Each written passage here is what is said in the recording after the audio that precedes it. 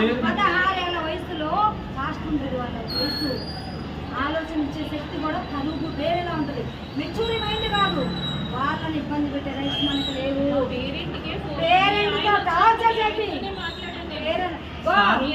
నువ్వు నా బిడ్డలే కాదు ఎంతమంది పిల్లల ఇబ్బంది పెడతావు నాకు తెలుసు.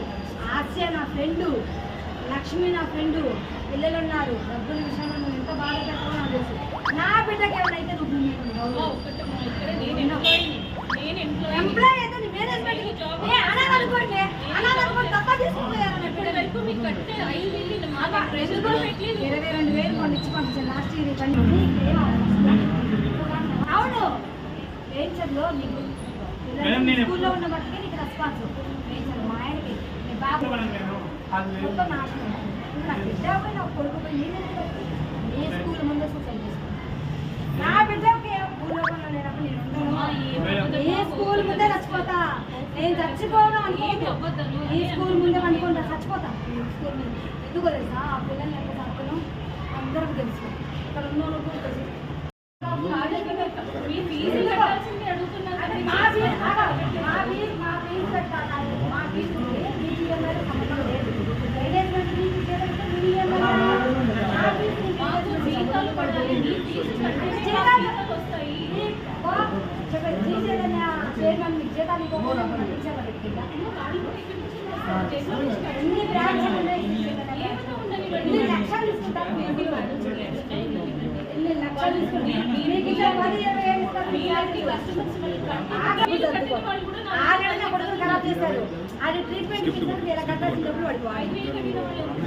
చేసిన ఫీజు కట్టకపోతే పేరెంట్స్ని ఇబ్బంది పెట్టాను. నేను ఏం చేసినాను, అందరి ముందు నన్ను ఇన్సల్ట్ చేసిందని స్కూల్ కాడ నుంచి ఏడ్చుకుంటూ వచ్చింది. మా ఇంట్లో పని ఉంటుంది, పూలమ్మ అని ఉంటుంది. పూలమ్మకు కూడా చెప్పింది. పూలమ్మ ప్రిన్సిపల్ మేడం నన్ను చాలా టచ్. నేను నైటీ మీదనే ఉన్నా. వెళ్దాం పా ప్రిన్సిపల్ కాడికి, నేను మాట్లాడతాను. ఆమెకు ఎవరు ఇచ్చారు నేను మన తిట్టే ఫీజుల గురించి నేను చెప్తాను. నా బిడ్డ చాలా డిప్రెషన్గా ఫీల్ అయ్యి సూసైడ్ చేసుకున్నాను. యశోదలో అడ్మిట్ అయింది. పేరు అఖిల. వెంటిలేటర్ ఇంతకుముందు అసలు నా బిడ్డ అంత అట్లాంటి ఆలోచన కూడా ఉండదు. నాకేం వీళ్ళు ఇబ్బంది పెడతారు. ప్రిన్సిపల్ మేడం ఇబ్బంది పెట్టిందని చెప్పింది. 3 రోజుల నుంచి ఏడ్చింది, రోజు ఏడ్చింది. మేము అక్కడంటే కూడా మా ఫ్రెండ్స్ ముందు ప్రిన్సిపల్ మేడం నువ్వు తింటే మా ఫ్రెండ్స్ ముందు బరువు పోయినట్టు అనిపించింది. వద్దు నువ్వు పోమాకు మమ్మీ, నీ కోపం ఎక్కువ, నువ్వు పోమాకు. ఏ రోజు కూడా నా పిల్లలు 2 years నుంచి చదువుతున్నా ఎప్పుడు కూడా ఒక మేడం ఒక మాట అన్నదాన్ని కాదు, ఒకరిని ఒక మాట అనేదాన్ని కాదు. నా పిల్లలతో పాటు వేరే పిల్లలకు కూడా బాక్సులు పంపించిన. నాది మామూలు పొజిషన్ అయినా పిల్లలకి అన్నం లేని పిల్లలు కూడా చాలా మంది అన్నం. 10th క్లాస్ చదువుతున్నాను. ఇంటి పక్కన వాళ్ళకి, బిల్డింగ్ వాళ్ళకి, అపార్ట్మెంట్ వాళ్ళు అందరూ చెప్పింది ప్రిన్సిపల్ ఫీజు గురించి నన్ను ఇబ్బంది చేస్తుంది. మా ఇంటి పని కూడా చెప్పింది.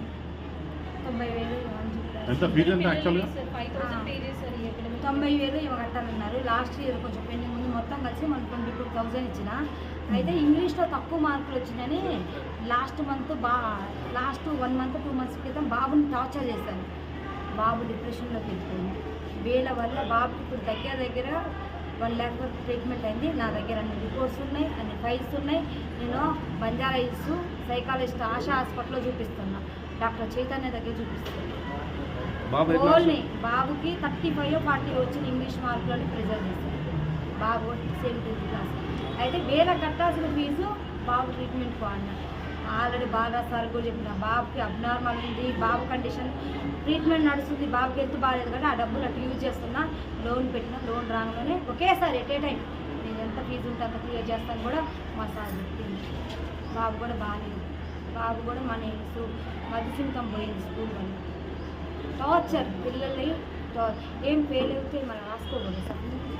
ఇయర్ లాస్ అయితే నెక్స్ట్ ఇయర్ చదువుకోకూడదు. ఎందుకు పిల్లలు లేనప్పుడు చదువు ఎందుకు? పిల్లలు బతుకుండి పిల్లలు బాగుంటే కండి చదువు కావాలి. పిల్లలు సూసైడ్ చేసుకొని చచ్చిపోయినాక చదువులు ఏమిస్తారు? చదువులు అంటే మాలాంటి వాళ్ళకి కడుపు కోత మిగల్చడానికి ఇలాంటి పెద్ద పెద్ద స్కూళ్ళు పెట్టేది. మాలాంటి పేదోళ్ళ కోసం. ఇప్పుడు మేము ఎక్కడో నుంచి బతకడానికి వచ్చినాం. మేము తెలుగు మీడియం చదువుకున్నాం, సరైన జాబులు రాలేదనే కదా పెద్ద పెద్ద స్కూల్లో వేస్తే ఇంగ్లీష్ మీడియం చదువుకొని ఫారెన్ కంట్రీస్ అటు ఇటు పోతారు, మంచిగా మా పిల్లలు సెటిల్ అవుతారనే వేసాక మా పిల్లలే భూముల మీద నుంచి లేకుండా చేస్తే మీరెందుకమ్మా ఇలాంటి స్కూళ్ళు పెట్టుకొని ఏం యూజ్? కొంతమంది పిల్లల్లో ఒక పాప స్కూల్ ఫీజు కట్టకపోతే మీ మేనేజ్మెంట్కి ఏమైనా కోట్లు నష్టం వస్తుందా?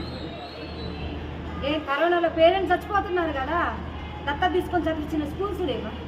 ఒక పేరెంట్ ఒక పిల్ల 100 మంది పిల్లలు ఒక పిల్ల కట్టకపోతే మీకు కోట్లు నష్టం వచ్చిందా? కోట్లు నష్టం వచ్చిందా? ఏం నష్టం వచ్చింది? మేనేజ్మెంట్కి ఎక్కడ నష్టం వచ్చింది? శ్రీ చైతన్య వీటి పేరుతో పిల్లల్ని చంపుతున్నారు.